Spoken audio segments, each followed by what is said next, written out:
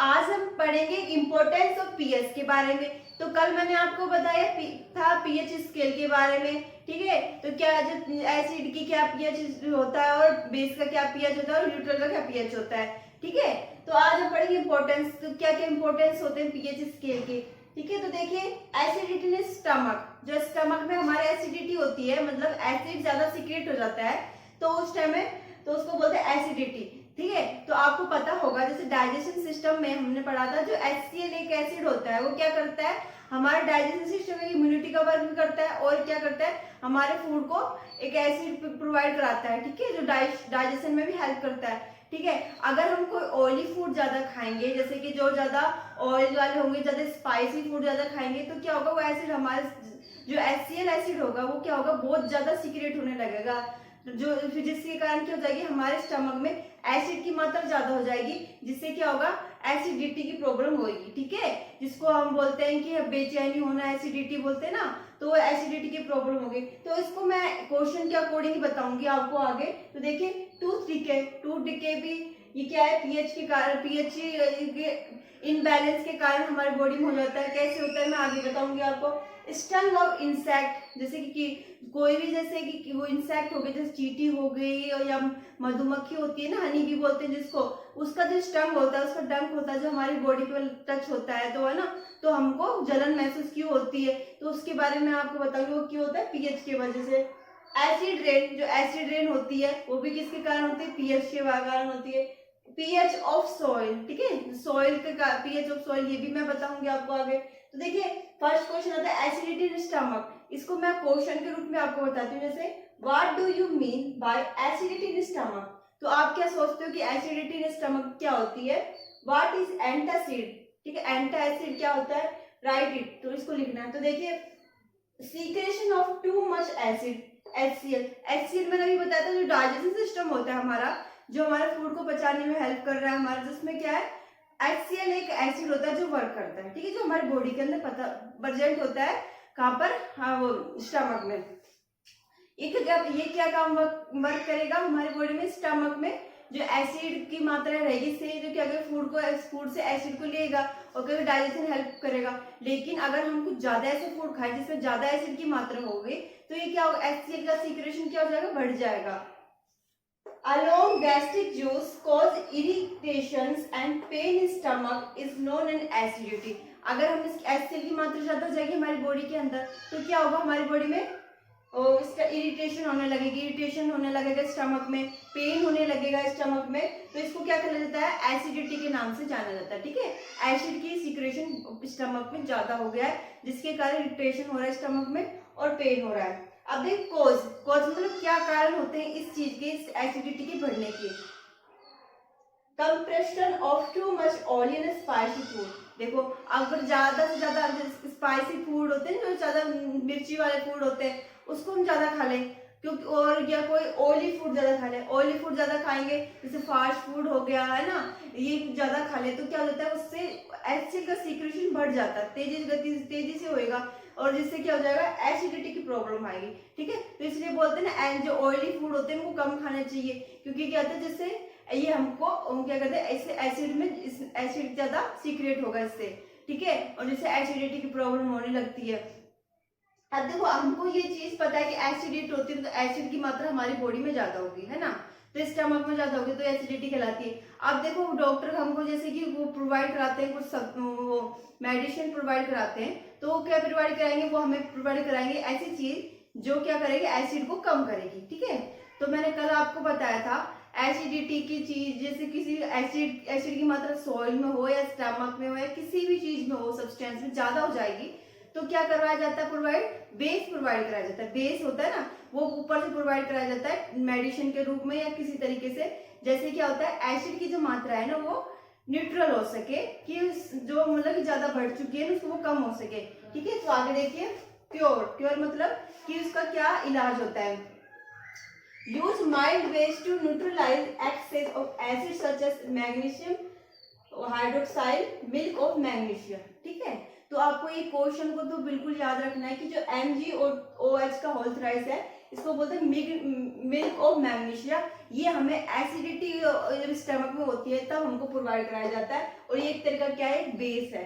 ठीक है, तो आपको ये हमेशा ही क्वेश्चन आता है मिल्क ऑफ मैग्नीशिया किसको बोलते हैं, तो MgOH का होल थ्राइस को क्या बोलते हैं, मिल्क ऑफ मैग्नीशिया बोलते हैं। और ये क्या करता है, हमारे एसिडिटी होती है स्टमक में उसको दूर करता है। ठीक है, तो ये जो डॉक्टर के द्वारा क्या है, बेस, माइल्ड बेस है। ठीक है, अभी मैंने बताया था आपको, जैसे एसिड का ज्यादा सिक्रेशन हो रहा है बॉडी में, तो क्या प्रोवाइड कराया जाएगा, माइल्ड बेस प्रोवाइड कराया जाएगा, क्योंकि बेस की मात्रा अधिक हो जाएगी बॉडी के अंदर, तो क्या होगा, जो एसिड होगा वो क्या हो जाएगा, न्यूट्रल हो जाएगा। ठीक है, अगर बेस की मात्रा हमारी बॉडी के अंदर ज्यादा हो जाए, ठीक है, तो हमको क्या प्रोवाइड कराया जाएगा, ऊपर से एसिड प्रोवाइड कराया जाएगा, क्योंकि जो एसिड की मात्रा उसमें ज्यादा हो जाएगी तो क्या हो जाएगा, बेस न्यूट्रल हो जाएगा। अब देखिए एंटासिड, अब एंटासिड क्या होता है, तो देखिए substance which are mild basic in nature and are used to remove acidity is known as antacid. ठीक है, जो सब्सटेंस जो क्या करते हैं, बेस होते हैं, माइल्ड बेस, अभी मैंने बताया था माइल्ड बेस होते हैं, और जो क्या करते हैं बॉडी में एसिडिटी को दूर करते हैं। ठीक है, वो क्या कहलाते हैं, एंटा एसिड कहलाते हैं। ठीक है, आपको ध्यान रखना इसकी डेफिनेशन की।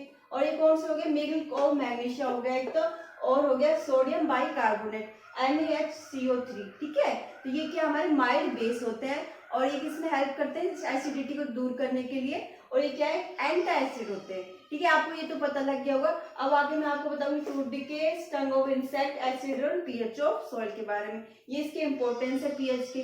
ठीक है, आप इसको नोट डाउन कर लीजिए। तो नेक्स्ट क्वेश्चन देखिए, एक्सप्लेन टूथ डिके। ठीक है, टूथ डिके को एक्सप्लेन करना। टूथ डिके मतलब दांतों की जो सड़न होती है ना, उसको टूथ डिके बोलते हैं।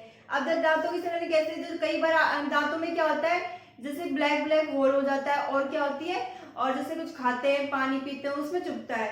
ठीक है, उसको बोलते हैं टूथ डिके। अब देखिए tooth decay of enamel when pH of mouth decrease from 6.5 to below 5.5 is known as tooth decay. ठीक है, डिके मतलब क्या होता है, सड़न। ये कैसे होती है, जैसे हमारे जो माउथ होता है, दांते होते हैं ना, दांत होते हैं, उसमें क्या प्रेजेंट होता है, इनेमल प्रेजेंट होता है। इनेमल जैसे ऊपर की जो लेयर होती है दांतों की, उसमें इनेमल होता है, वो क्या होता है, एक एसिड होता है। ठीक है, अब जो हमारा माउथ में जो पीएच होता है, जो दांतों का पीएच होता है, वो कितना होता है, 6.5 होता है। ठीक है, 6.5 मतलब क्या है, एसिड है ना ये, मैंने आपको कल बताया था, तो पीएच होता है 7 से कम है अपना, तो वो कौन सा कैसा नेचर दिखाएगा, एसिडिक नेचर दिखाएगा, और 7 से ज्यादा होगा तो वो बेस का नेचर दिखाएगा, और 7 पर वो न्यूट्रल दिखाएगा। तो ये कैसे दिखा रहा है, एसिडिक नेचर दिखा रहा है। ठीक है, अब इस 2 बिलो 5.5 हो गई है, तो मतलब इससे कम हो जाएगी तो क्या हो जाएगा, is known as tooth decay. तो क्या हो जाएगा, टूथ डिके में कहलाएगी, मतलब दांतों की सड़न कहलाएगी।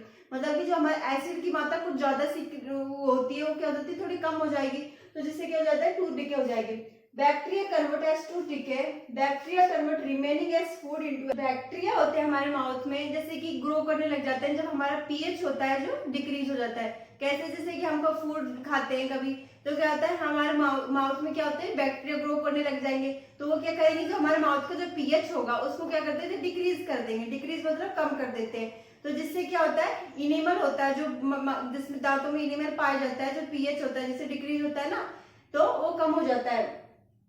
तो देखिए जो बैक्टीरिया कब ग्रो करते हैं, जैसे जब फूड हम खाते हैं कहीं, तो फूड के बाद जो होते हैं ना, तो फूड के जो पार्टिकल्स होते हैं माउथ में रह जाते हैं, तो उसमें क्या करने लगते हैं, बैक्टीरिया ग्रोथ करने लगते हैं, और बैक्टीरिया क्या करते हैं, जो इनेमल को क्या कर देते हैं, वो जिससे वो माउथ का जो पीएच है उसको क्या करते हैं, डिक्रीज कर देते हैं, जिससे क्या हो जाता है, टूथ डिके हो जाता है। Convert remaining of food into acid and decrease pH. ठीक है, और क्या कर देते हैं, कन्वर्ट कर देते हैं फूड को एसिड में। ठीक है, और जिससे क्या हो जाता है, डिक्रीज हो जाता है। डिक्रीज मतलब कम हो जाता है पीएच उसका, माउथ का।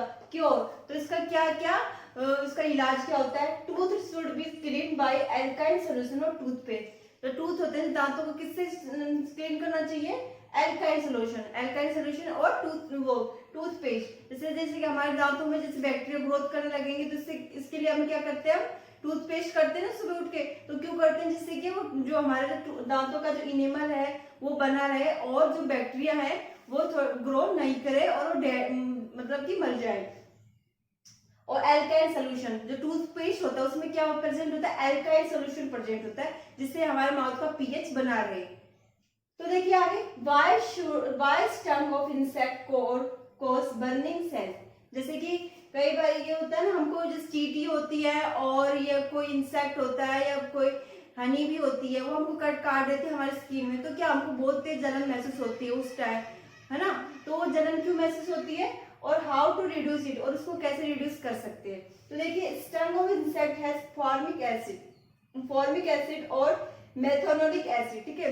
जो जो उसका इंसेक्ट का जो स्टंग होता है ना, जिसमें डंक बोलते हैं जिसको, है ना, जिससे वो क्या करते हैं हमारी स्किन पर टच करेंगे तो क्या होता है, उनके पास क्या परसेंट होता है, फॉर्मिक एसिड परसेंट होता है। जैसे मैंने आपको बताया था चींटी के पास क्या होता है, फॉर्मिक एसिड होता है, ठीक है। अब वो हमको कट करेंगे तो वो क्या करते हैं, हमारी जो स्किन होगी सनसेज, उसमें क्या परसेंट, वो क्या कर लेगी, उससे हमारे स्किन को, उसमें कुछ एसिड डालेंगे तो हमारी स्किन को महसूस होगा कुछ, तो जिससे क्या होगा, हमको जलन महसूस होने लगेगी।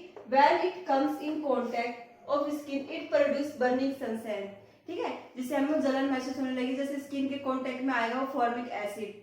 By using alkyl salts such as NaHCO3, we can reduce effect because it neutralize acid। तो इसको जलन को कम करने के लिए क्या किया जाता है, NaHCO3 मतलब सोडियम बाइकार्बोनेट का उपयोग किया जाता है, और ये क्या करता है, इसके जो इफेक्ट होगा उसको रिड्यूस कर देता है, और बिकॉज इट्स न्यूट्रलाइज एसिड, और क्योंकि ये क्या होता है, एक न्यूट्रलाइज्ड एसिड होता है, ठीक है। जो स्टंग होता है उसका, किसी का इंसेक्ट का, उसको उसके जो इन्फेक्शन को दूर करने के लिए हमको क्या करना चाहिए, सोडियम बाइकार्बोनेट NaHCO3 का यूज करना चाहिए। साल्ट जो क्या है, अल्काइन साल्ट होता है एक तरह का, और ये क्या है, न्यूट्रलाइजिंग एसिड होता है, ठीक है। आपको समझ में आ गया, इसको नोट डाउन